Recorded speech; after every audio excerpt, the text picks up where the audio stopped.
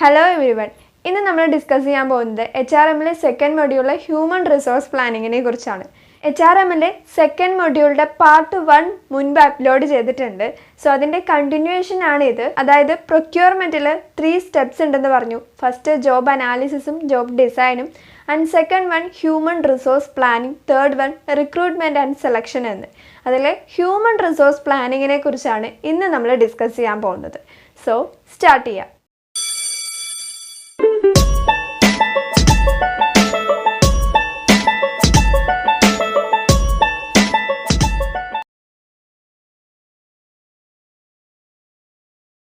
Human resource planning അല്ലേ? Human resource planning അല്ലെങ്കിൽ മാൻ power planning എന്ന് കൂടി പറയാം. ഹ്യൂമൻ റിസോഴ്സ് പ്ലാനിങ് അല്ലെങ്കിൽ മാൻ പവർ പ്ലാനിങ് എന്ന് പറഞ്ഞാൽ ഒരു ഓർഗനൈസേഷനിൽ നമ്പർ ഓഫ് പേഴ്സൺസ് എത്ര വേണം, quantity of persons required of an ഓർഗനൈസേഷൻസിനെയാണ് ഹ്യൂമൻ റിസോഴ്സ് പ്ലാനിങ് എന്ന് പറയുക. അതായത് റൈറ്റ് ടൈമിൽ റൈറ്റ് പ്ലേസിൽ റൈറ്റ് പേഴ്സണെ നമ്മൾ അപ്പോയിൻമെൻറ്റ് ചെയ്യുന്നു അല്ലേ? ആ എത്ര നമ്പർ ഓഫ് പേഴ്സൺസ് ആണ് അപ്പോയിൻമെൻറ്റ് ചെയ്യേണ്ടത് എന്ന് ഡിറ്റർമൈൻ ചെയ്യുന്നതാണ് ഹ്യൂമൻ റിസോഴ്സ് പ്ലാനിങ് എന്ന് പറയുന്നത്. ഹ്യൂമൻ റിസോഴ്സ് പ്ലാനിങ്ങിൻ്റെ ഇമ്പോർട്ടൻസ് വരുന്നത് എവിടെയാണെന്ന് വെച്ചാൽ ഫോർകാസ്റ്റ് ചെയ്യാനായിട്ട് യൂസ്ഫുൾ ആണ്. അതായത് ഒരു ഓർഗനൈസേഷനിൽ എംപ്ലോയി ടേൺ ഓവർ വരികയാണ്, ആബ്സെൻറ്റീസ് വരികയാണ്, സ്ട്രൈക്ക് വരികയാണ് എന്നുണ്ടെങ്കിൽ ആ എംപ്ലോയിയുടെ പ്രോബ്ലംസ് ഒക്കെ ഓവർകം ചെയ്യാൻ ഹ്യൂമൻ റിസോഴ്സ് പ്ലാനിങ് എന്ന് പറയുന്നത് യൂസ്ഫുൾ ആണ്. ഇനി നമുക്ക് types of man power planning അല്ലെങ്കിൽ ഹ്യൂമൻ റിസോഴ്സ് പ്ലാനിങ് എന്തൊക്കെയാണെന്ന് നോക്കാം. 2 ടൈപ്പാണ് മെയിൻ ആയിട്ടുള്ളത്. ഷോർട്ട് ടേം മാൻ പവർ പ്ലാനിങ്ങും ലോങ് ടേം മാൻ പവർ പ്ലാനിങ്ങും. First one short term man power planning അല്ലേ? ഈ ഷോർട്ട് ടേം മാൻ പവർ പ്ലാനിങ്ങിൻ്റെ പീരീഡ് എന്ന് പറയുന്നത് 1 to 2 years ആയിരിക്കും പ്ലാൻ ചെയ്യുക. ഹ്യൂമൻ റിസോഴ്സസിനെ പ്ലാൻ ചെയ്യുന്നത് 1 to 2 yearsൻ്റെ ഉള്ളിലായിരിക്കും. അതായത് ഹ്യൂമൻ റിസോഴ്സസിൻ്റെ പ്ലാനിങ് നടക്കുന്നത് ഈ ഷോർട്ട് പീരീഡിലായതുകൊണ്ട് തന്നെ ഒരു ഓർഗനൈസേഷനിലെ എക്സിസ്റ്റിംഗ് ആയിട്ടുള്ള എംപ്ലോയീസിനെ ഉപയോഗിച്ചുകൊണ്ടായിരിക്കും നമ്മൾ പ്ലാൻ ചെയ്യുക. ആ ഒരു ഓർഗനൈസേഷനിലെ വർക്ക് എല്ലാം നമ്മൾ എക്സിസ്റ്റിംഗ് ആയിട്ടുള്ള എംപ്ലോയീസസ് വെച്ചുകൊണ്ട് തന്നെ ആ വർക്ക് മുഴുവൻ കംപ്ലീറ്റ് ആക്കാനായിട്ട് നോക്കുന്നു. അതാണ് ഈ short term man power planning എന്ന് പറയുക. ഈ short term man power planning ചെയ്യുന്ന സമയത്ത് ശ്രദ്ധിക്കേണ്ട 2 കാര്യങ്ങളുണ്ട്. First one, employees are less qualified in comparison with job specification. അതായത് ജോബ് സ്പെസിഫിക്കേഷൻ എന്താണെന്ന് നമുക്കറിയാം. ആ ഒരു പെർട്ടിക്കുലർ ജോബ് പെർഫോം ചെയ്യാൻ വേണ്ടി ആ ഒരു വർക്കർക്ക് വേണ്ട ക്വാളിറ്റീസസ് ആയിരിക്കും, മാക്സിമം ക്വാളിറ്റീസസ് ആയിരിക്കും ജോബ് സ്പെസിഫിക്കേഷനിൽ പറയുക അല്ലേ?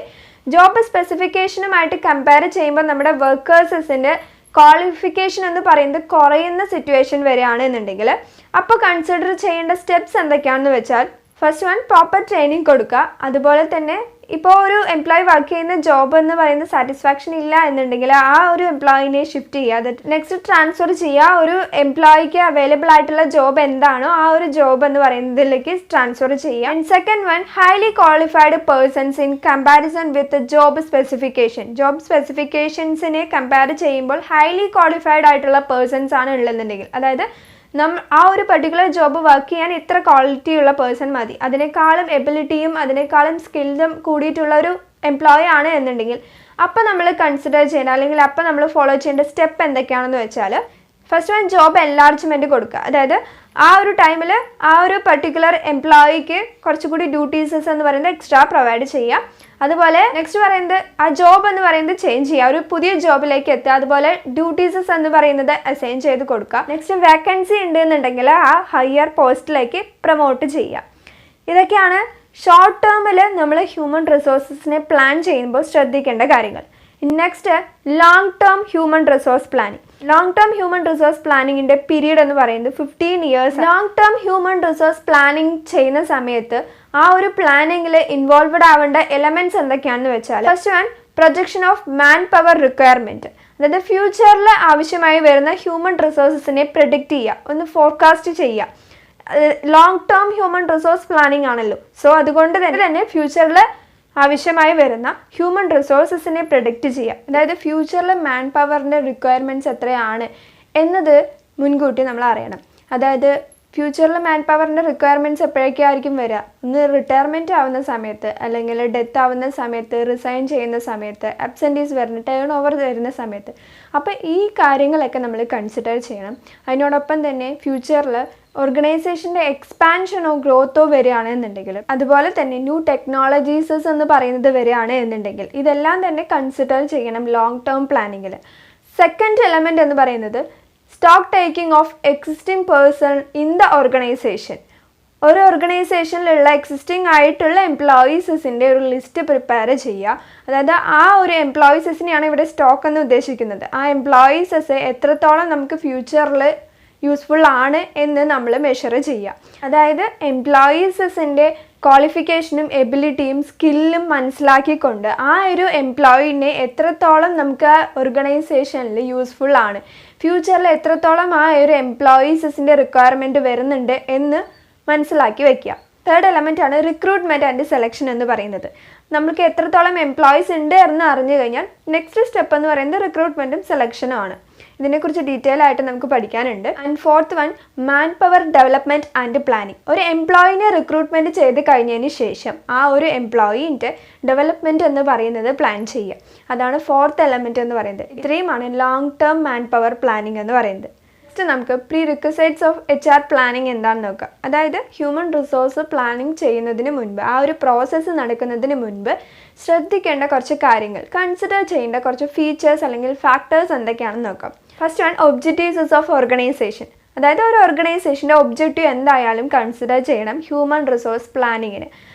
ഒരു ഓർഗനൈസേഷൻ്റെ ഒബ്ജക്റ്റീവ് എന്ന് പറയുന്നത് ചേഞ്ച് ആവുന്നതിനനുസരിച്ച് ഹ്യൂമൻ റിസോഴ്സ് പ്ലാനിങ് അല്ലെങ്കിൽ മാൻ പവർ പ്ലാനിങ് എന്ന് പറയുന്നത് ചേഞ്ച് ആവാൻ ചാൻസ് ഉണ്ട്. അതൊരു പുതിയൊരു ഓഫീസ് ഓപ്പൺ ചെയ്യുകയാണ് അല്ലെങ്കിൽ ന്യൂ ബ്രാഞ്ച് വരികയാണ് എന്നുണ്ടെങ്കിൽ അവിടെ ഒരു ചേഞ്ച് വരുന്നുണ്ട് ഓർഗനൈസേഷനിൽ. സോ ആ ഒരു ഓർഗനൈസേഷൻ്റെ ഒബ്ജക്റ്റീവിൻ്റെ ബേസിൽ ഹ്യൂമൻ റിസോഴ്സ് പ്ലാനിങ് ചെയ്യണം. അപ്പോൾ ഓർഗനൈസേഷൻ്റെ ഒബ്ജക്റ്റീവ് എന്ന് പറയുന്നത് കൺസിഡർ ചെയ്യണം ഹ്യൂമൻ റിസോഴ്സ് പ്ലാനിങ്ങിൽ. Second one, economic condition. Economic condition എന്ന് പറഞ്ഞാൽ ഗവൺമെൻറ്റിൻ്റെ പോളിസി ആവാം, റോ മെറ്റീരിയൽസിൻ്റെ അവൈലബിലിറ്റി ആവാം, അതുപോലെ പ്രൊഡക്റ്റിൻ്റെ ഡിമാൻഡ് ആവാം. ഇതെല്ലാത്തിനും ചേഞ്ചസ് വരികയാണ്, ഇതിനെല്ലാം മാറ്റം വരികയാണ് എന്നുണ്ടെങ്കിൽ സ്വാഭാവികമായിട്ടും സെയിലിന് അല്ലെങ്കിൽ പ്രൊഡക്ഷന് മാറ്റം ഉണ്ടാവും. സോ ഇങ്ങനെ മാറ്റം ഉണ്ടാകുമ്പോൾ ഹ്യൂമൻ റിസോഴ്സസിൻ്റെ അവൈലബിലിറ്റിനും ചേഞ്ചസ് വരുന്നു. അതുകൊണ്ട് എക്കണോമിക് കണ്ടീഷനും കൺസിഡർ ചെയ്യണം ഹ്യൂമൻ റിസോഴ്സ് പ്ലാനിങ് ചെയ്യുന്നതിന് മുന്നേ. Third one, expansion programs. അതായത് ഒരു ബിസിനസ് എക്സ്പാൻഡ് ചെയ്യുകയാണെന്നുണ്ടെങ്കിൽ അവിടെ ലേബേഴ്സസ് അല്ലെങ്കിൽ എംപ്ലോയീസിൻ്റെ റിക്വയർമെൻറ്റ്സ് വരുന്നുണ്ട് അല്ലേ. അവിടെ സ്കിൽഡ് ആയിട്ടുള്ള എംപ്ലോയീസസ് വേണം അല്ലെങ്കിൽ അൺസ്കിൽഡ് ആയിട്ടുള്ള എംപ്ലോയീസിൻ്റെ ആവശ്യം വരാം.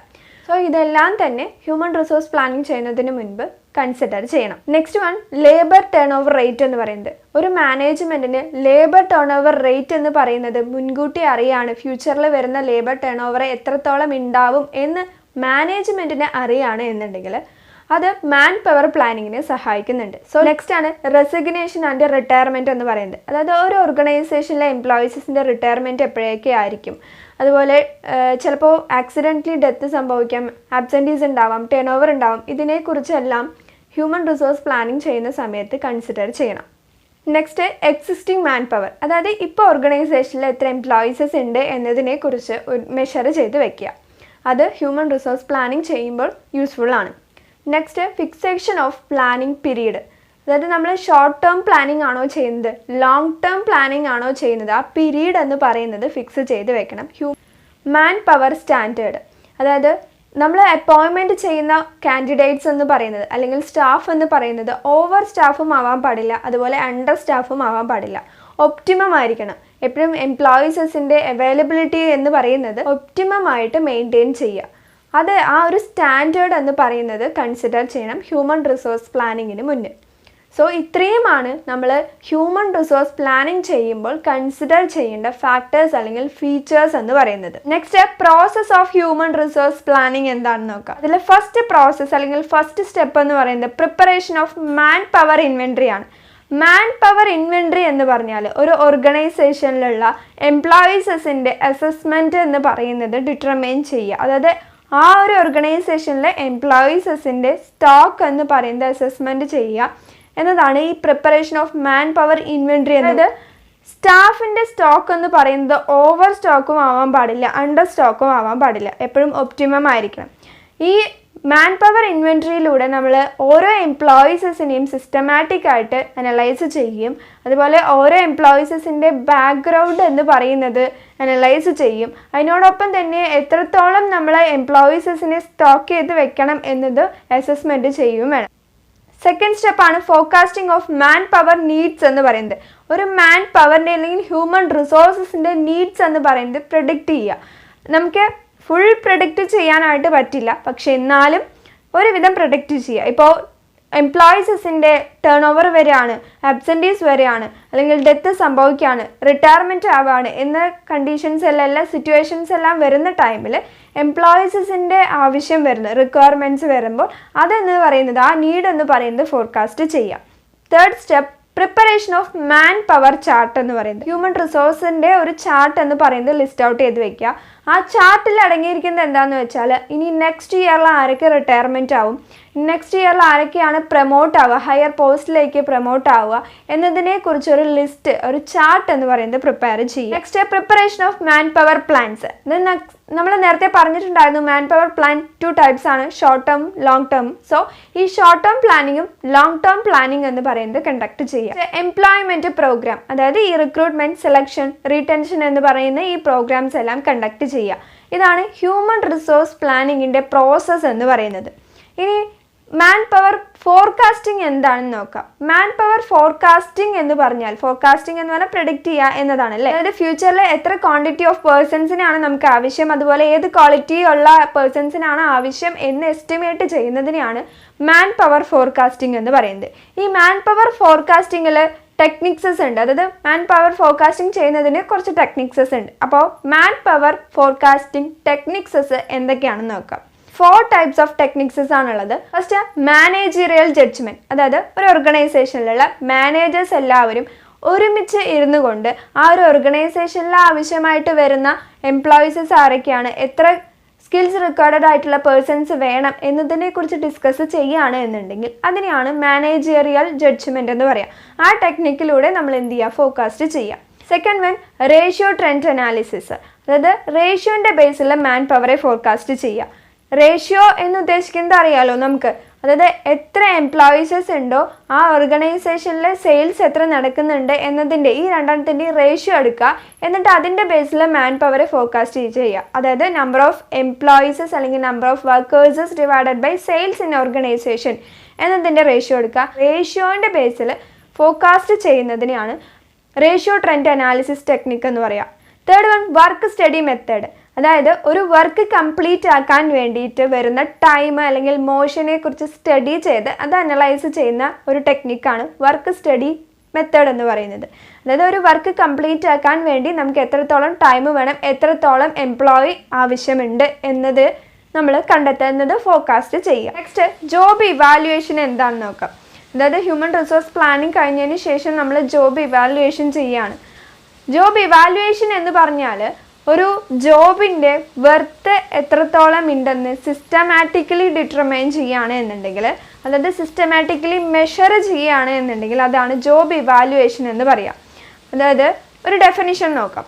എഡ്വിൻ വി ഫ്ലിപ്പോ എന്ന് പറയുന്ന അദ്ദേഹത്തിൻ്റെ ഡെഫിനിഷനാണ്, evaluation is a systematic and orderly process of measuring the worth of job in relation to other jobs.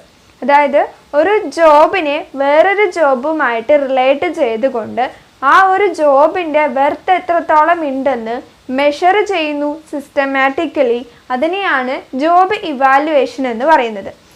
Job ഇവാലുവേഷൻ്റെ main objective എന്ന് പറയുന്നത് കറക്റ്റ് ആയിട്ടുള്ള വേജ് റേറ്റ് ഫിക്സ് ചെയ്യാനായിട്ട് പറ്റും. അതാണ് ഫസ്റ്റ് ഒബ്ജക്റ്റീവ് എന്ന് പറയുന്നത്. ജോബ് ഇവാലുവേഷനിലൂടെ മാനേജ്മെൻറ്റിന് കാൻഡിഡേറ്റിനെ സെലക്ട് ചെയ്യാനായിട്ട് പറ്റുന്നു. നെക്സ്റ്റ് വേജ് സർവേ എന്ന് പറയുന്നത് നടത്താനായിട്ട് പറ്റും. ഒരു കമ്പനിയിലെ ജോബ് വേറൊരു കമ്പനിയിലെ ജോബുമായിട്ട് നമ്മൾ മെഷർ ചെയ്യുന്ന സമയത്ത് അവിടെ വേജ് എത്രത്തോളം ഉണ്ട്, കൊടുക്കുന്നുണ്ട് എന്ന് മെഷർ ചെയ്യാൻ. അതുപോലെ ഈ വേജ് റേറ്റ് എന്ന് പറയുന്നത് എൻറ്റയർ ലെവലിൽ നമുക്ക് സെയിം ആയിട്ട് വേജ് ഫിക്സ് ചെയ്യാനായിട്ട് പറ്റുന്നു. Next method of job evaluation എന്താണെന്ന് നോക്കാം. മെത്തേഡ് ഓഫ് ജോബ് ഇവാലുവേഷൻ 2 ടൈപ്പാണ് മെയിൻ ആയിട്ടുള്ളത്, ക്വാളിറ്റേറ്റീവ് മെത്തേഡും ക്വാണ്ടിറ്റേറ്റീവ് മെത്തേഡും. ക്വാളിറ്റേറ്റീവ് മെത്തേഡിൽ 2 ഉണ്ട്, അതായത് ജോബ് കമ്പാരിസൺ മെത്തേഡ് അല്ലെങ്കിൽ job ranking method. Next job classification or grading method. Quantitative മെത്തേഡിൽ 2 ടൈപ്സ് ഓഫ് മെത്തേഡ് ഉണ്ട്, പോയിന്റ് സിസ്റ്റം മെത്തേഡും അതുപോലെ ഫാക്ടർ കമ്പാരിസൺ മെത്തേഡും. ഇനി ഓരോ മെത്തേഡും എന്താണെന്ന് നോക്കാം. First one ranking method. Ranking method എന്ന് പറഞ്ഞാൽ ഓരോ ജോബിൻ്റെയും ഇമ്പോർട്ടൻസിനനുസരിച്ച് കൊണ്ട് ആ ഇമ്പോർട്ടൻസിൻ്റെ ഓർഡറിൽ റാങ്കിങ് ചെയ്യുകയാണ് എന്നുണ്ടെങ്കിൽ അതിനെയാണ് റാങ്കിങ് മെത്തേഡ് എന്ന് പറയുക. റാങ്കിങ് മെത്തേഡിൽ നടക്കുന്ന സ്റ്റെപ്സ് എന്തൊക്കെയാണെന്ന് വെച്ചാൽ, ആദ്യം നമ്മൾ ജോബ് ഡിസ്ക്രിപ്ഷൻ പ്രിപ്പയർ ചെയ്യുന്നു. ജോബ് ഡിസ്ക്രിപ്ഷൻ എന്ന് പറഞ്ഞാൽ നമുക്കറിയാം ജോബിന്റെ ഡീറ്റെയിൽസസ് ആയിരിക്കും ഉണ്ടായിരിക്കും. നെക്സ്റ്റ് കീ ജോബ് ഡിറ്റർമൈൻ ചെയ്യുക, അത് റേറ്റിംഗ് ചെയ്യുക. അതായത് ഓരോ ഡിപ്പാർട്ട്മെന്റിലെയുമുള്ള കീ ജോബ് എന്താണ്, മെയിൻ ജോബ് എന്താണെന്ന് ഡിറ്റർമൈൻ ചെയ്യുക, അത് റേറ്റിംഗ് ചെയ്യുക. നെക്സ്റ്റ് കീ ജോബിനെ റേറ്റിംഗ് അനുസരിച്ച് കൊണ്ട് ആ ജോബിന്റെ ബേസിൽ അതർ ജോബ്സിനെ റേറ്റിംഗ് ചെയ്യുക. ക്വാളിറ്റേറ്റീവ് മെത്തേഡിലെ second one job grading and classification എന്ന് പറയുന്നത്. അതായത് ഓരോ ജോബിനെയും ഗ്രേഡിംഗ് ചെയ്യുക, ഓരോ ജോബിനെയും ഗ്രേഡ് എന്ന് പറയുന്നത് അലോട്ട് ചെയ്ത് കൊടുക്കുക. ഇവിടെ ഒരു എക്സിക്യൂട്ടീവ് കമ്മിറ്റി എന്ന് പറയുന്നത് അപ്പോയിൻമെൻറ്റ് ചെയ്യുന്നു. ആ കമ്മിറ്റി ഓരോ ജോബിൻ്റെയും ഡ്യൂട്ടീസസ് റെസ്പോൺസിബിലിറ്റീസസ് എല്ലാം തന്നെ ഡീറ്റെയിൽ ആയിട്ട് മെഷർ ചെയ്തുകൊണ്ട് ആ ഓരോ ജോബിനും ഗ്രേഡ് എന്ന് പറയുന്നത് അസൈൻ ചെയ്ത് കൊടുക്കുന്നു. ഗ്രേഡിനനുസരിച്ച് കൊണ്ട് ക്ലാസിഫൈ ചെയ്യുകയാണ് എന്നുണ്ടെങ്കിൽ അതാണ് ജോബ് ഗ്രേഡിംഗ് ആൻഡ് ക്ലാസിഫിക്കേഷൻ എന്ന് പറയുന്നത്. അതായത് ആദ്യം ഒരു ജോബ് ഡിസ്ക്രിപ്ഷൻ പ്രിപ്പയർ ചെയ്യുന്നു. സോ ഈ ജോബ് ഡിസ്ക്രിപ്ഷൻ്റെ ബേസിൽ ഗ്രേഡ് ഡിസ്ക്രിപ്ഷൻ എന്ന് പറയുന്നത് പ്രിപ്പയർ ചെയ്യുന്നു. നെക്സ്റ്റ് ഓരോ ഡിപ്പാർട്ട്മെൻറ്റിൻ്റെയും കീ ജോബ്സ് സെലക്ട് ചെയ്യുന്നു. ആ കീ ജോബ്സിന് ഓരോ ഗ്രേഡ് എന്ന് പറയുന്നത് അസൈൻ ചെയ്ത് കൊടുക്കുന്നു. ആ ഗ്രേഡിൻ്റെ ബേസിൽ വേജ് എന്ന് പറയുന്നത് ഡിറ്റർമൈൻ ചെയ്യുന്നു. ഇത്രയേ ഉള്ളൂ. ഒരു ഡിപ്പാർട്ട്മെൻറ്റിലെ കീ ജോബ് എന്താണെന്ന് തീരുമാനിച്ചു കഴിഞ്ഞതിന് ശേഷം ആ ഒരു ജോബിന് ഗ്രേഡ് അസൈൻ ചെയ്ത് കൊടുക്കുക, അതിൻ്റെ ബേസിൽ വേജ് എന്ന് പറയുന്നത് ഡിറ്റർമൈൻ ചെയ്യുക. ഈ ഒരു മെത്തേഡിൻ്റെ അഡ്വാൻറ്റേജസ് എന്തൊക്കെയാണെന്ന് വെച്ചാൽ ലെസ് എക്സ്പെൻസീവ് ആണ്, സിമ്പിളായിട്ട് ഓപ്പറേറ്റ് ചെയ്യാനായിട്ട് പറ്റുന്നു. അതുപോലെ തന്നെ ഗവൺമെൻറ് ഓഫീസേഴ്സിനാണ് ഇത് ഹൈലി ഓപ്പറേറ്റഡ് ആവുന്നത്. അതുപോലെ ഇത് ടൈം എന്ന് പറയുന്നത് റെഡ്യൂസസ് ആക്കുന്നു. നെക്സ്റ്റ് ക്വാണ്ടിറ്റേറ്റീവ് മെത്തേഡിലെ ഫസ്റ്റ് മെത്തേഡ് പോയിന്റ് മെത്തേഡ് എന്താണെന്ന് നോക്കാം. ഈ മെത്തേഡിൽ ആദ്യം ജോബ് ഡിസ്ക്രിപ്ഷൻ എന്ന് പറയുന്നത് പ്രിപ്പയർ ചെയ്യുന്നു. നെക്സ്റ്റ് ഒരു ജോബിനെ എഫക്റ്റ് ചെയ്യുന്ന ഫാക്ടേഴ്സസ് എന്തൊക്കെയാണെന്ന് ഡിറ്റർമൈൻ ചെയ്യുന്നു. ഓരോ ഫാക്ടേഴ്സസും എന്തൊക്കെയാണെന്ന് നമ്മൾ പോയിന്റ് ഔട്ട് ചെയ്യുന്നു. ആ ഓരോ ഫാക്ടേഴ്സസിനും ഓരോ പോയിന്റ് എന്ന് പറയുന്നത് അലോട്ട് ചെയ്ത് കൊടുക്കുന്നു. അതായത് ഓരോ ഫാക്ടേഴ്സസിനും എത്രത്തോളം പോയിന്റ് ഉണ്ട്, അത് എത്രത്തോളം ഒരു ജോബിനെ എഫക്റ്റ് ചെയ്യുന്നു അതിനനുസരിച്ചിട്ട് പോയിന്റ് എന്ന് പറയുന്നത് അലോട്ട് ചെയ്ത് കൊടുക്കുന്നു. ഈ ഓരോ പോയിന്റിനെയും നമ്മൾ ആഡ് ചെയ്തുകൊണ്ട് അതിനെ ഓരോന്നിനെയും ഒരുമിച്ച് ആക്കിക്കൊണ്ട് ആ പോയിന്റിൻ്റെ ബേസിൽ ആ ഒരു ജോബിന് വേജ് എന്ന് പറയുന്നത് ഡിറ്റർമൈൻ ചെയ്യുന്നു. ക്വാണ്ടിറ്റേറ്റീവ് മെത്തേഡിലെ സെക്കൻഡ് വൺ ആണ് ഫാക്ടേഴ്സ് കമ്പാരിസൺ മെത്തേഡ് എന്ന് പറയുന്നത്. ഈ മെത്തേഡിൽ ജോബ് ഡിസ്ക്രിപ്ഷൻ എന്ന് പറയുന്നത് പ്രിപ്പയർ ചെയ്യുക. അങ്ങനെ പ്രിപ്പയർ ചെയ്ത് കഴിഞ്ഞതിന് ശേഷം ഫാക്ടേഴ്സസ് എന്തൊക്കെ ഇൻഫ്ലുവൻസ് ചെയ്യുന്നുണ്ട്, ആ ഒരു ജോബിനെ ഇൻഫ്ലുവൻസ് ചെയ്യുന്ന ഫാക്ടേഴ്സ് എന്തൊക്കെയാണെന്ന് പോയിന്റ് ഔട്ട് ചെയ്യുക. എന്നതിന് ശേഷം കീ ജോബ് എന്ന് പറയുന്നത് ഡിറ്റർമൈൻ ചെയ്യുക. ഓരോ ഡിപ്പാർട്ട്മെൻറ്റിലെയും കീ ജോബ് ഉണ്ടായിരിക്കും, അതായത് മെയിനായിട്ട് ഉള്ള ജോബ് കീ ജോബ്, ആ ജോബ് എന്ന് പറയുന്നത് ഡിറ്റർമൈൻ ചെയ്യുക. എന്നതിന് ശേഷം ഈ ഫാക്ടേഴ്സസ് എന്ന് പറയുന്നത് ഇവാലുവേറ്റ് ചെയ്യുക. ഓരോ ജോബിനും എഫക്റ്റ് ചെയ്യുന്ന ഫാക്ടേഴ്സസ് എന്ന് പറയുന്നത് ഇവാലുവേറ്റ് ചെയ്തുകൊണ്ട് ഒരു യാർഡ് സ്റ്റിക്ക് വെച്ചുകൊണ്ട് മെഷർ ചെയ്യുക. അതായത് ഇത്ര വരെ ഫാക്ടേഴ്സസ് ഇൻഫ്ലുവൻസ് ചെയ്താലും കുഴപ്പമില്ല എന്നൊരു ലിമിറ്റ് എന്ന് പറയുന്നത് ഫിക്സ് ചെയ്യണം. അങ്ങനെ കമ്പയർ ചെയ്തുകൊണ്ട് ആ ഒരു ജോബിനെ ഇവാലുവേറ്റ് ചെയ്തതിനെയാണ് ഫാക്ടർ കമ്പാരിസൺ മെത്തേഡ് എന്ന് പറയുന്നത്. അപ്പോൾ ഹ്യൂമൻ റിസോഴ്സ് പ്ലാനിങ് എന്താണെന്നും പ്രോസസ്സ് എന്താണെന്നും ഹ്യൂമൻ റിസോഴ്സ് പ്ലാനിങ്ങിൻ്റെ മെത്തേഡ്സും പറഞ്ഞു. അതുപോലെ തന്നെ ജോബ് ഇവാലുവേഷൻ്റെ മെത്തേഡ്സും പറഞ്ഞു. ഈ പറഞ്ഞാൽ എന്തെങ്കിലും ഡൗട്ട് ഉണ്ടെന്നുണ്ടെങ്കിൽ നിങ്ങൾ കമൻറ്റ് ബോക്സിലൂടെ പറയാം. ഈ വീഡിയോൻ്റെ ഡിസ്ക്രിപ്ഷൻ ബോക്സിൽ ടൈം കോഡ് ആഡ് ചെയ്തിട്ടുണ്ട്. സോ നിങ്ങൾക്ക് ഏതെങ്കിലും സ്പെസിഫിക് ആയിട്ടുള്ള ടോപ്പിക്ക് വേണമെന്നുണ്ടെങ്കിൽ ആ ടൈം കോഡിൽ ക്ലിക്ക് ചെയ്ത് കഴിഞ്ഞാൽ നിങ്ങൾക്ക് ആ സ്പെസിഫിക് ടോപ്പിക്ക് മാത്രം കേൾക്കാനായിട്ട് പറ്റും. ഇനി നമുക്ക് നെക്സ്റ്റ് വീഡിയോയിൽ കാണാം. മഹാലോ.